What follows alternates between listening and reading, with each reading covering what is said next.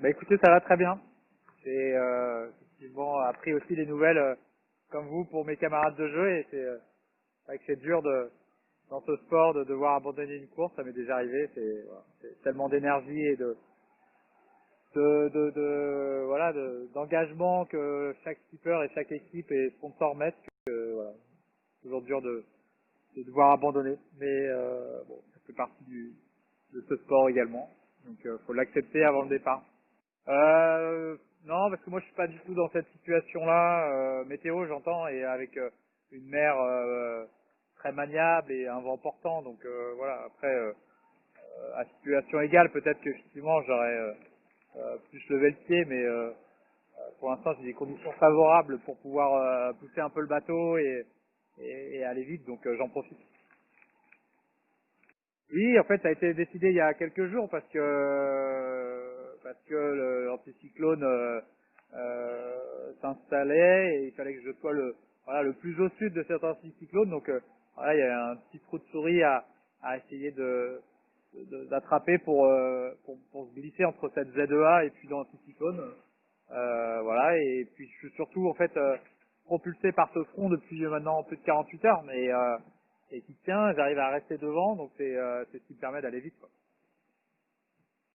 Ouais, salut François. Bah ouais, c'est ciel bleu là depuis ce matin. Donc il y a une trouée, c'est assez exceptionnel et je suis dans le cockpit, j'en profite pour me réchauffer. Et donc comme il y a du vent là, j'ai vers 18 et 22 nœuds. Et effectivement, je me suis pris une bande de 1000, voilà, de sécu. Et puis quand le vent va donner, je vais réduire un peu cette limite. Ça devrait donner et mollir, voilà. Mais voilà, j'ai effectivement pris un petit matelas pour pouvoir, en cas de problème, pouvoir rouler une voile et puis ne pas être complètement bloqué finalement par cette zone.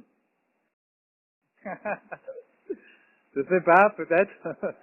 Mais bah oui, en tout cas, cet univers maritime, oui, la mer, c'est sûr que ça me transporte. J'adore être sur l'eau et vivre comme ça autant de temps dans ce milieu naturel sauvage qui varie en plus, ça forcément c'est inspirant et ça me nourrit. Donc voilà, j'essaye de le retranscrire un petit peu quoi.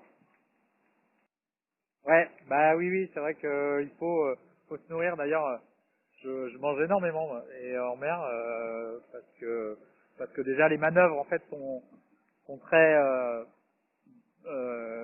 demandeuses en énergie. Donc voilà, donc, quand on fait un changement de voile, c'est vite une demi-heure, trois quarts d'heure et donc en plus avec le froid, donc on perd beaucoup de calories et puis il faut s'hydrater aussi correctement. Donc voilà, c'est une comme le sommeil quoi, ça fait partie des choses essentielles à bien gérer. Donc j'essaye d'être vigilant et puis rigoureux là-dessus. J'avais préparé tous mes repas avec une nutritionniste justement pour être au niveau nutrition et dépenses calorifiques assez carré. Alors non, comme je disais, en fait, moi je navigue depuis plus de 48 heures en avant d'un front, et c'est une des parties du globe où si on arrive à rester, à garder cette cadence et se maintenir devant le front, en fait, où on a peu de mer. Et là c'est vraiment le cas, et donc le bateau peut aller vite sans sans forcer trop dessus. Voilà, normalement c'est réservé aux multicoques, mais c'est vrai que maintenant nos bateaux avec les foils ont des capacités de vitesse assez impressionnantes. Donc voilà, en tenant une moyenne de plus de 20 nœuds, j'ai réussi à rester devant ce front avec une mer relativement correcte. Donc voilà. Après ça, c'est assez difficile de sortir sur le pont, hein. Il y a des paquets de vagues, mais voilà, ça reste très vivable par rapport à ce qu'ont vécu et ce que vivent mes camarades de jeu devant, qui sont dans un autre système météo qui est beaucoup plus brutal, quoi. Eh bien, bah moi je dirais que c'est un peu tout le contraire en fait. Je me suis préparé à cette course dans le but finalement de n'avoir aucune émotion, dans le sens où d'être le plus stable possible, parce que pour moi c'est un gage de performance. Et voilà, et pour l'instant j'arrive à tenir ma feuille de route. Donc voilà, les événements arrivent, mais je les prends comme ils viennent et puis voilà, et je fais ma course au jour le jour. C'est-à-dire que je me projette pas sur qu'est-ce qui va se passer. Alors bien sûr, je regarde la météo et voilà, et j'anticipe des trajectoires, mais je me fais pas de film sur le fait de rattraper des bateaux ou pas.